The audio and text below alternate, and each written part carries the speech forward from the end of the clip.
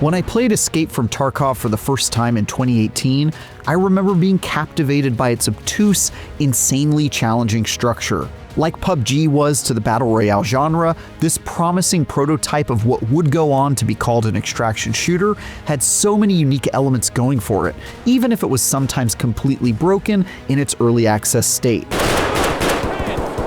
All these years later, now finally hitting 1.0, it's pretty shocking how much has changed, while it simultaneously remains exactly as exasperating as I remember it. The hands-off approach to onboarding that forces newcomers to beat their heads against its unforgiving mechanics for dozens of hours before claiming even a single victory captures the same relentless challenge I've always adored, while other frustrations like its continued bugs, poor technical performance, and inability to address an abundance of cheaters remains disappointingly worse than ever. After over 120 hours with the 1.0 version, there's still something utterly compelling about the hyper-realistic combat simulation and never-ending loot treadmills it puts you on. But I can't help but feel like this progenitor may have been left in the dust of the genre it spawned. Escape from Tarkov isn't just the original standalone extraction shooter, but also the one most fanatically adherent to the ruthless principles on which the genre was founded. Not only are you thrown into a deadly hellscape filled with lethal NPCs and merciless human opponents, you're also given absolutely no guidance in your quest for loot as you fight to survive. Practically none of the progression systems are explained to you, there's no map for you to look at while out in the field to indicate where you or the extraction points are, and you could easily spend tens of hours studying weapon attachments and ammo types just to understand how the heck to use the tools of death you'll find on your journey. In some ways, I really admire how unapologetic Tarkov is. Its beautifully exacting game design and sense of discovery that takes place across hundreds of lessons learned the hard way can be incredibly rewarding. But then there are times where it's all just so dang frustrating, like how atrociously the UI and menus are organized as if they were designed specifically to offend you. Whether or not the payoff of finally feeling comfortable enough to bring your best equipment out and try for a proper extraction is worth it will ultimately depend on a couple things: your tolerance for pain and your drive to master something designed to really test your expertise of systems Tarkov refuses to teach you. I find myself somewhere in the middle, sometimes mesmerized by its impenetrable and challenging rough edges, while other times just downright disgusted by janky design decisions. For instance, I really got a kick out of figuring out various armor protection levels and corresponding ammo penetration ratings, even though it oftentimes proved to be a complete maze and came with an extremely harsh learning curve of figuring out why I died instantly in one raid but survived getting shot 20 times in the next. For me, this was unforgiving in all the right ways, and a noted lack of handholding is something I connect with much more than the growing number of games that annoyingly treat you like you're stupid with ongoing tutorials. On the other hand, memorizing maps over the course of 10 hours apiece was less entertaining, specifically because this meant I frequently spent 20 minutes wandering around in search of an exit or a mission objective that was only described to me in the vaguest of terms. It seems like the community's solution here is to use online tools to figure this stuff out, so it's sort of baffling that they wouldn't just integrate one of those directly. So, with everything that frustrates me about Tarkov, what kept me playing for well over 100 hours, and what will likely keep me playing for hundreds more over the next year? Well, it's the fact that once you put in the time to dig your way through all the layers of grime and obtuseness, you'll find a pretty stellar extraction shooter that is quite hard to put down. Combat is an incredibly tense process of listening for rustling footsteps nearby and leaning out from behind cover to take precise shots, where a single bullet is all it could take to end another player's run or put down a marauding NPC. Running around with your rifle's flashlight blaring is an invitation for every enemy on the map to head in your direction with the aim of taking the gear from your corpse. And extracting with your loot is almost always accompanied by a deep sigh of relief. NPC factions, including bosses, add a really interesting element of surprise and randomness to raids too, where your best laid plans go sideways when you run into an unexpected badass. They range from a psychopath chasing you around with a giant sledgehammer to creepy cultists who try to stab you with poison daggers. Discovering these things organically and either getting destroyed by or besting especially tough enemies to claim their loot kept me invested in exploring maps, even when navigating them was sometimes an enormous pain. When you're not raiding, you'll spend an almost equal amount of time with the tasks any extraction shooter worth its salt will have you doing, managing all the loot back at your hideout and using it to unlock cool stuff.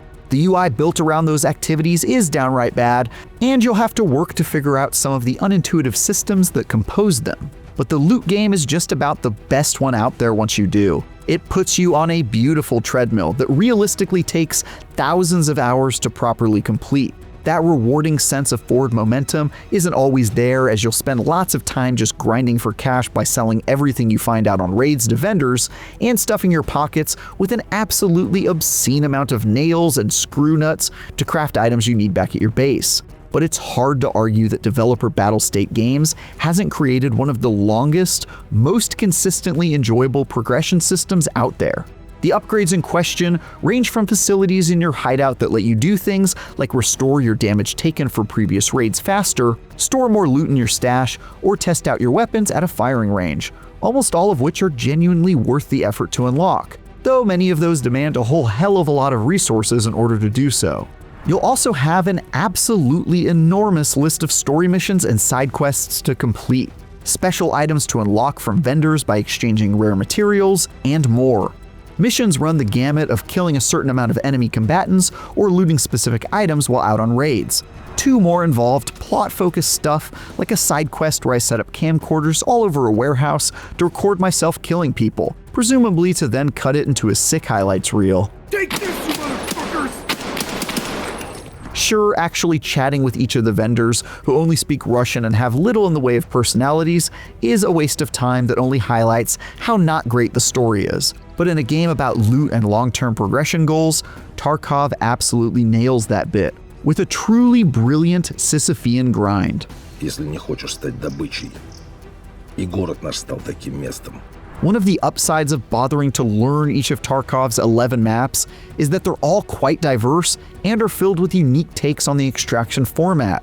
On one map, I fought my way through military bases and bunkers and had to stand my ground while a massive armored train arrived to spirit me and my loot away. While on another, I wandered through the woods and the wreckage of a crashed airplane while constantly looking to the horizon for snipers due to a distinct lack of cover.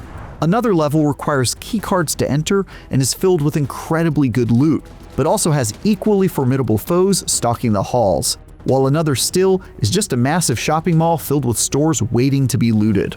Learning the ins and outs of these levels can be a bit painful at the outset, especially since some things are quite annoyingly unclear, like how the boundaries of most maps are never explained and lethally enforced. For example, in one level, you'll get sniped by unseen enemies without warning if you walk beyond the ill-defined borders, and in another, you'll get immediately blown to pieces due to the edges of the level being a literal minefield. Unfortunately, Tarkov's intentionally punishing design is marred by completely unintentional issues that have made this full launch much harder to enjoy.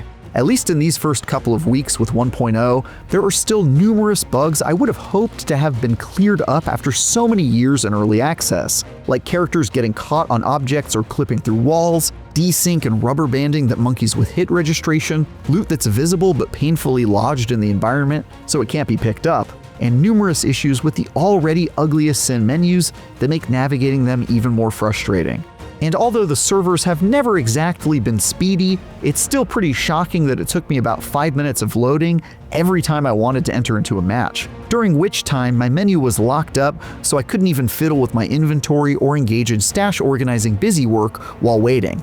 Even more alarming is the continued prevalence of cheaters, who continue to plague the PvP servers so they can sell their ill-gotten items back to the people they've ripped off via an in-game trading market.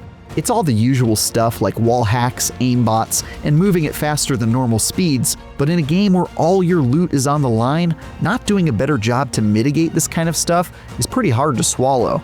In fact, it was such an issue in my first 10 hours that I decided to spend the vast majority of my time for this review just focusing on Tarkov's PvE mode for my sanity's sake, which removes other players entirely aside from those you bring with you.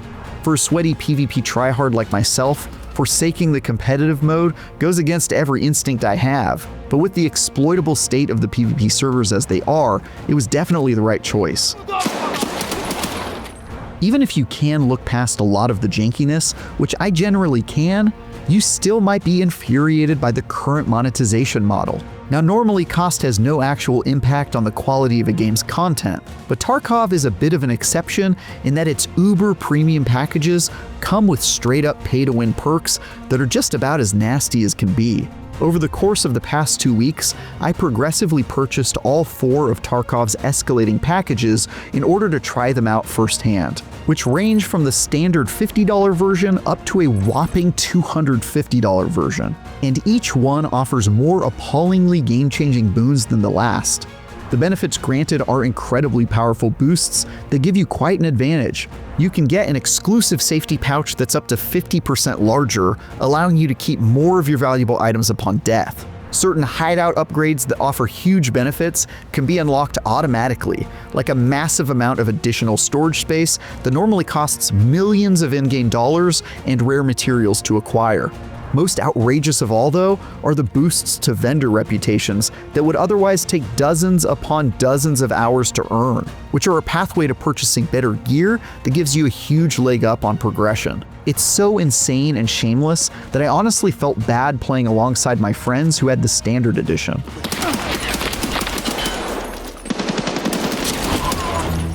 Escape from Tarkov is the extraction shooter that started it all, and many of its dense mercurial systems are fascinating to learn and master at your own pace, as it viciously refuses to hold your hand. I genuinely love that unapologetic challenge, but an equal number of things about it are obnoxious, janky, or just plain scuffed to an unacceptable degree. That includes its subpar performance and bugginess, its absolutely atrocious UI, and its unmitigated plague of cheaters. There is still a stellar, tense, and realistic FPS with one of the best progression treadmills ever made buried underneath all that, feeding you interesting things to do for hundreds of hours. But if the jankiness doesn't entirely smother its promise, the absurd pay-to-win options that completely undermine much of Tarkov's difficulty come very close. There are still plenty of good times to be found for those with the gumption to push past a whole heck of a lot of glaring issues. But with more polished extraction shooters entering the fold since its initial arrival in 2018, Escape from Tarkov's 1.0 version becomes difficult to recommend in 2025. To hear about other extraction shooters, check out my recent review of Arc Raiders, or our review of Mecha Break. And for everything else, stick with IGN.